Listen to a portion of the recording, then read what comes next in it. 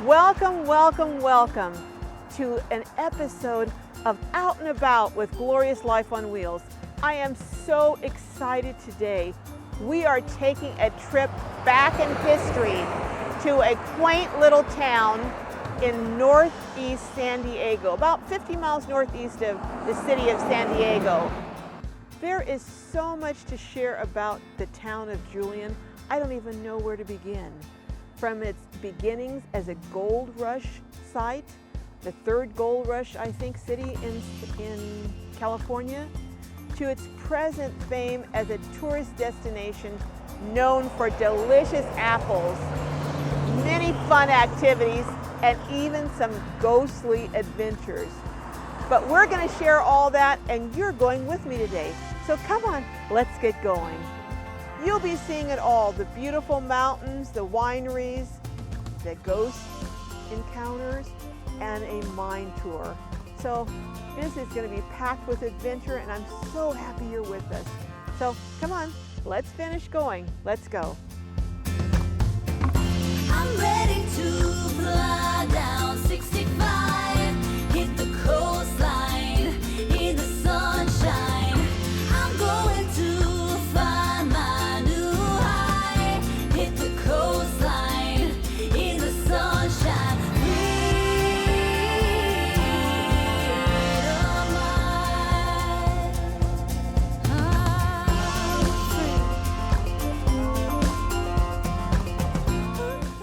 We're here in Julian at the historic Eagle Mining Company, which was founded in 1869, where the third gold rush in California started.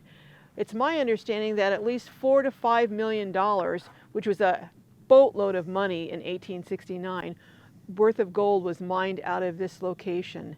So as I said, I understand it's the third largest gold strike in Southern California. The current owner, Paul Nelson, is an ancestor of the person who started the tours here over 50 years ago, his grandfather, for educational purposes to share how Julian was really founded on gold. We're going to be doing something so exciting and special today. Thank you so much for coming along.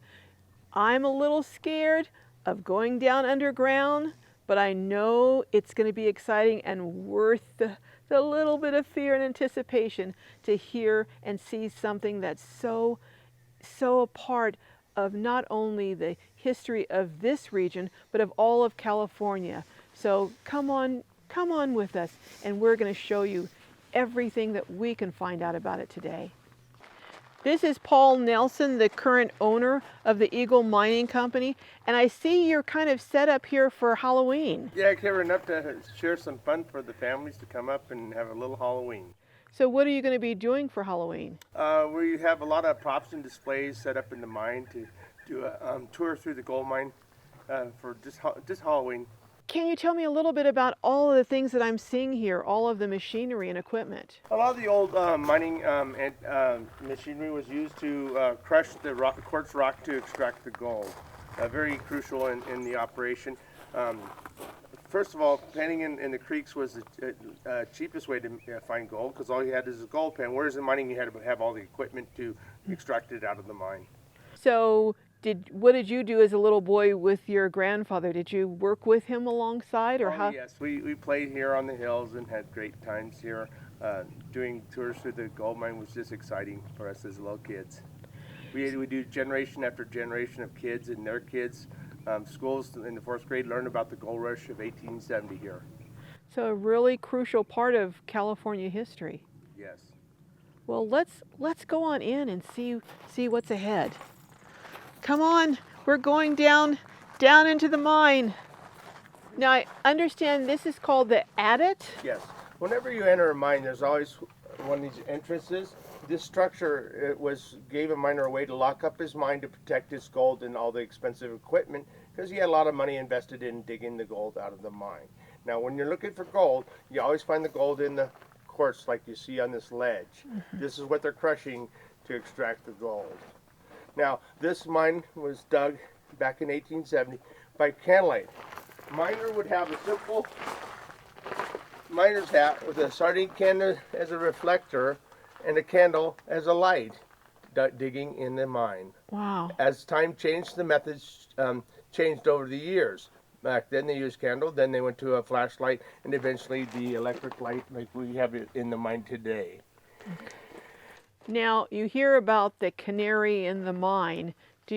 Were there any dangers for doing the Now, mining there? In gold mining, there are no poison gases, whereas in coal mining, they did use a canary. We're getting ready to enter, and we're going to have a tour guide who has been living in these parts for many, many years and really is an expert at not only the mines, but the mountains and everywhere around here. And that's why he's called Mountain Man. So we're going to go on in and listen as Mountain Man explains some things to us as we go down deep into the belly of not the beast, but of the mine. So come on along and join us. So how long have you been around these parts, Mountain Man? For many a year. I know every trail, every rock, every tree. I've hiked these mountains to my heart's content. Wow, wow. And you were telling me earlier that there's many areas within areas that once you get outside of this mine area up into the mountains, it's completely rugged. Certainly the forest, the wilderness is a world unto its own where different rules are in force. There are wild mountain lions, bobcats. There are many pitfalls and many dangers. If you're not trained and experienced to be up in the wilderness, you have no business up there. It's a very special, pristine place. Well, we're going to go down this mine, and hopefully there are no bobcats or The wild mine is animals in clean here. and safe and very well ventilated. Okay. We're about to enter the main tunnel of the Eagle Mine. In actuality, it was opened in 1870, and in truth, the gold discovery was in 1869, a year earlier, by a cattle rancher, Fred Coleman. Okay, and I understand now Fred was a freed slave from Missouri. Let the truth be known. Wow, wow.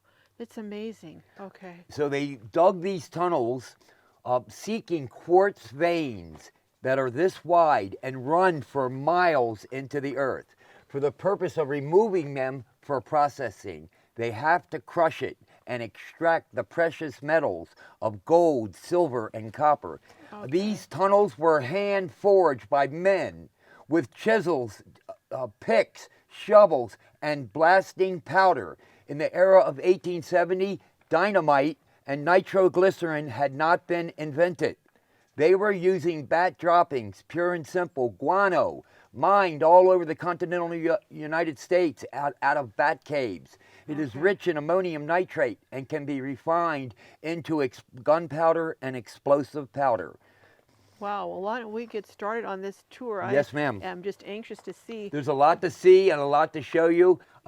Mind your head as you go in. The Okay. gentlemen who dug these tunnels were averaged in 5 feet height. Okay.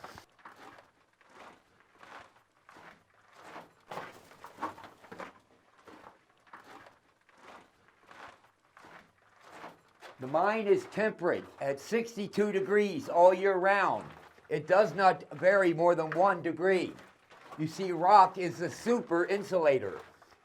This mountain is solid rock. We won't feel an earthquake. You're now 50 feet under the ground. As you take every step forward from this point on, you'll get deeper in and deeper under. You're entering a mountain. The name of the mountain is High Peak Mountain.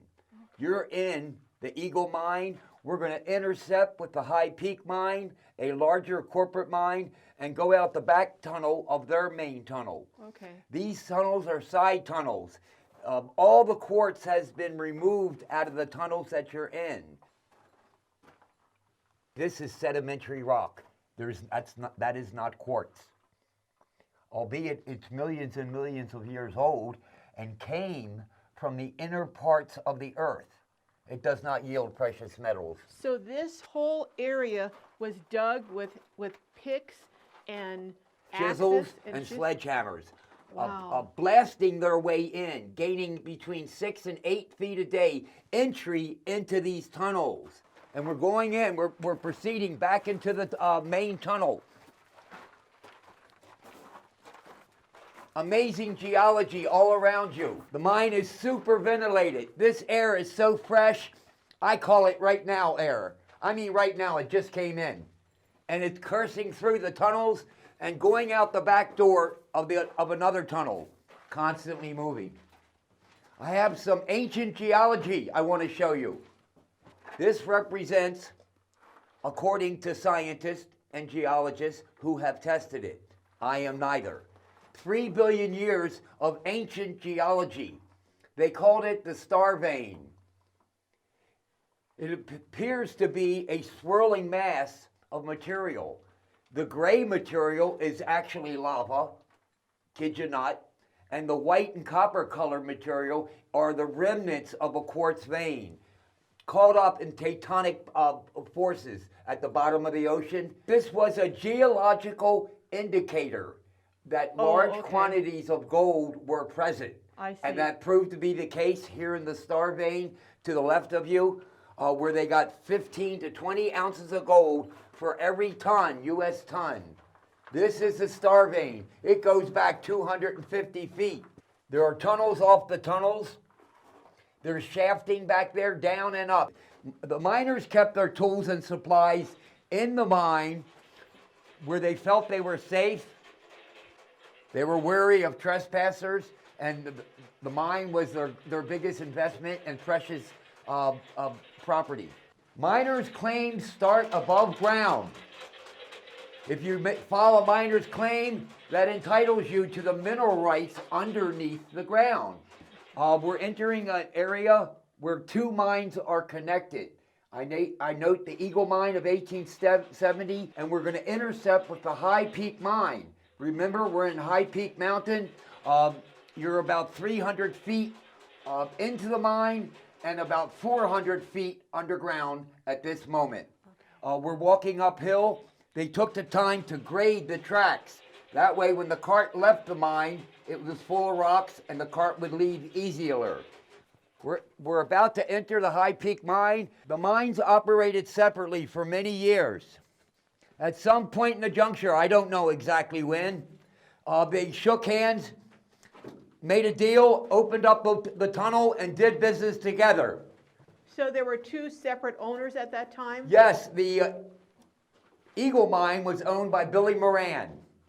This white and copper colored material is hard as a rock, pardon my pun, but it is quartz. They chiseled off the mass of it, but here you see lava and lava between it. So the materials within the mountain all came up in gigantic lava tubes millions and millions of years ago. I can't implore enough to tell you that what an ancient geological region this is. We're now going back into the High Peak Mine. This cavern and tunnel is extraordinary. It does go back 250 feet through solid rock. This is a rock mine. They called it hard rock mining, and they weren't kidding. And this, again, was just done with chisels and Sledgehammers, shovels, picks, big long iron bars as tall as you, but solid heavy iron, and explosive powder, guano. This was a dangerous occupation. To be sure, miners suffered disproportionately and were injured. They're working under bare illumination, candlelight, kerosene lantern, and they got heavy, sharp tools they're swinging around. Men surely would have had legs broken, arms, thumbs crushed. There were injuries. Mining went on for 65 years. It ended in 1934, not because they ran out of rock. They didn't. They never did. It's because the federal government devalued the gold standard. Overnight, it was a non-starter. They closed the door and walked away. It was also the approach of the Great Recession and World War II. We're now entering a significant room, if you will. It's commonly called the hoist room. That's what they called it. It is custom made, this room. You may have a computer room. Well, this is a hoist room. It was custom designed to accommodate this huge industrial machinery before you, known as a hoist. It's like a winch on steroids. It was powered by steam initially. In the 1900s, evolution upgraded it to a low-grade combustion engine. It So was they dug all the way down? through solid rock, So if- digging and blasting, So and that'd be removing over- rock as they encountered so it. over 100 feet down. 425 feet. Wow. That is a football field and a half. And back to the communication issue. Due to the fact that they could not understand each other, the operator of the machinery, the hoist operator, using those levers, they devised the California shaft bell signal system. This was devised for all mines in California. It is a basic system of Morse code. A child could remember it, based upon the ringing of bells. That bell. This would have been the operator's bell, original, and there's 5 more bells down below on all the levels. So what would the bell, when they ring the bell, what would they ring the bell Exactly. for? This machine only does 3 things: up, down, and stop. That's all it needed to do. It's a hoist. The miners would be lowered down in a bucket, a hoist bucket. They go down and they work their way down. They blasted their way down, removing all the material as they did and taking it out of the mine and dumping it over the side. We're going up 1 level in the mountain, if you will. We're on the 5th floor of an 11-story building, office building, but inside of a mountain. We're going up a ladder. It's the Rock of Gibraltar. And then we're going out the mountain, out the main tunnel of the High Peak Mine. Hold on. What am I going to be going into now? You're coming up to the main tunnel of the High Peak Mine. Okay. Wish me well. You can do it, dear. I'm rooting for you. I'm going into the main tunnel of the High Peak Mine, and I'll let you see me start, but I won't show you again until I get to the top. I would have Well, been just. I would have Women been, did not work in these mines. I They could- did not want to, believe me. No, I wouldn't want to either. This was a man's job. Made it. Well, that was enough mining for me climbing up that shaft. Can I invite you to take a gander up through this borehole? Oh my goodness. This is called a stoop, after the man who came up with the concept of boring a hole on a 45-degree angle to get up into the mountain and follow quartz veins, making tunnels. There's 4 more levels above you with long tunnels. Imagine, you're on level 5. There are 5 more levels above you. That is amazing. I see the bat up ahead. Have no fear. He will not harm you. They have radar like an F-18 Hornet. They eat only mosquitoes. Oscar, I saw you. Here we have a jump hole. This would have been used by a powder man. He would run down the mine to avoid being harmed by the force of the explosion. He would jump in here and listen for all the explosions, and the force would bypass him, doing no harm. So these were kind of cutouts for a miner to jump in when Commonly called a jump hole. It would also have been an area fit to store explosive material. Here we have an example of the actual box, the Hercules Powder Company. On the box it says high explosive, dangerous. It came in bulk. The powder man would actually weigh it, in portions, knowing that a half ounce, a quarter ounce, etc., would result in a known explosion. So it was a controlled thing. Like I said, they're not trying to blow up the whole mountain. They're just trying to blow up a small area. They shared a common restroom.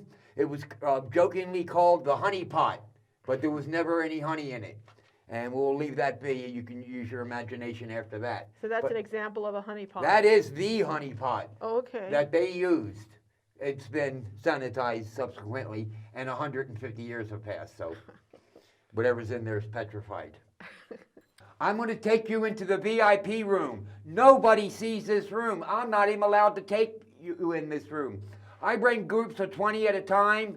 We all wear masks, but I cannot take 20 people into the VIP room. You're going to see some extraordinary equipment and maybe appreciate how, in part, how these tunnels were dug. We're getting something that's extraordinary here. Mountain Man is taking us into an area called the VIP room. This is not something that's normally part of a tour, but for the Glowmobile family, he is going to take us in. So let's get going and follow Mountain Man into the VIP room. What you're going to see here is an extraordinary piece of mining equipment and history. It's known as a pneumatic drill. It was powered by steam and later with an added water line. It has a torrid history. You see that the machinery had a nickname. They called it the Widowmaker. I kid you not. Hundreds of miners throughout the continental United States lost their lives operating this machinery. It was flawed. What was so dangerous about it? The drill bit would get stuck in the rock. The machine would torque and disassemble itself. The operator is standing right before the machine. As the heavy iron machine disassembled itself, it disassembled the operator. I repeat, hundreds of miners were lost. So one day a guy had a bright idea. He said, if you feed a water line to the drill bit, the drill will not get hung up in the rock. It'll even pass faster through the rock. They did so, and the problem was resolved. They never lost another miner after they improved the machine. But it's a sad history that hundreds of known miners lost their lives operating this. Ooh, There goes Oscar the Bat. Did you get Oscar the Bat? Down the tunnel. You're being gifted today with we have one bat in the tunnel. We call him Oscar. We like him. We think he's cool. He's welcome here. He's harmless. I have mixed feelings about Oscar. But Okay, I guess so. let's go into the VIP room. Well, that's the only way out. And you have a hat on. Come on in. Yes, this is the pneumatic drill. This is where the operator would have been standing when the machine went haywire. The bit again got stuck in the wall. The machine would vibrate like this, and at super high speed because it's being powered. And it would just kill the operator. Hundreds of miners, the Widowmaker. Not many of these left in the world.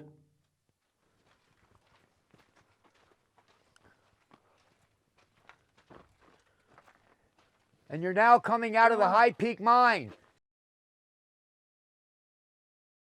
This has been truly one of the most interesting, informative, and just amazing tours I've ever taken. And we even got an honorable, what can I call it, an honorable visit from Oscar the Bat. So I understand that's not something that happens on every tour. But this place is worth seeing if you're anywhere in San Diego County, whether you're young, whether you're old. It's a part of the history of not only the state, but the country, and an era that is long gone, but seems to be preserved to some degree up here in the Julian Mountains. Thank you for listening, and we're going to go on from here, but this is not a tour that I think I will ever forget, and I hope you enjoyed coming along with us today.